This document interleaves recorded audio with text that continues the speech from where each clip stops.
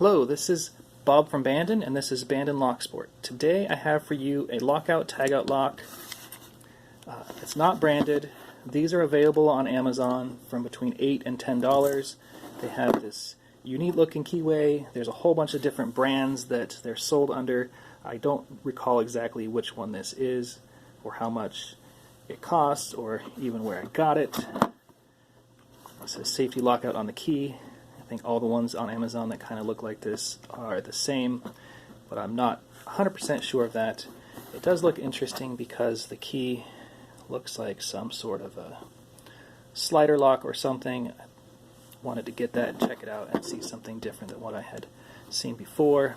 If you look in the keyway, it looks like little finger tabs on the side that the key will interact with. It's cut differently on the top of the key versus bottom, and the other side is identical, so the key can go in either way.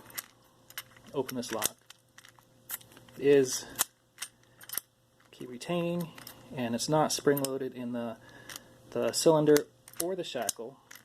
And typical lockout tagout plastic lock body, kind of low security, but does what it needs to do as far as lockout tagout is concerned.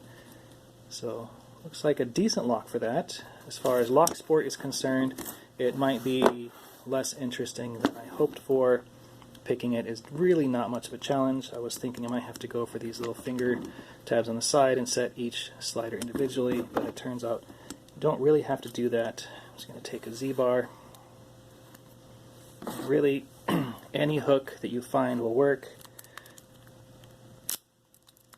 A couple zips, and you're open.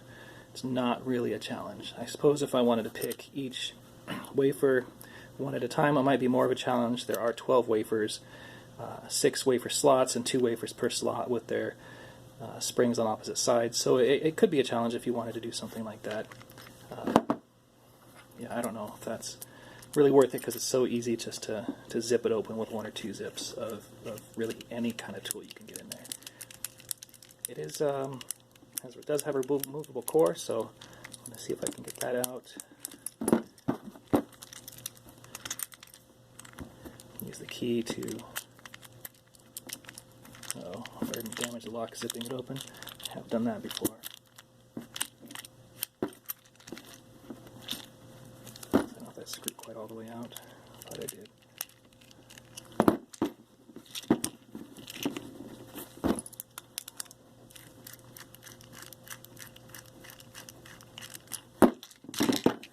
Okay, well, I lost the shackle. It's one of the balls. Okay, 2 ball bearings, and I'm dropping stuff all over the place. Let me grab the shackle and the screw real quick. There's the shackle. There's the screw that retains the core. There's the plastic housing. Not really a lot to see in there. There's the core. Inside its plastic housing. There's a little tab that the screw goes into to hold it together. And then here's the core, the exciting bit. So just your typical wafer lock, really. It's an extra wafer in the back that the key doesn't interact with to hold the core together. Just going to push that in with this little screwdriver. Take the core apart and try not to shoot wafers all over the place. It's just not really special. And the core and the wafers, just the retaining wafer, not really exciting there. And then just pull out one of these wafers, and it just looks like a normal wafer with just a little tab on the inside, and this little spiky on the other side is the part that interacts with the spring to keep the wafers back in their location. And that's all I have. Thanks.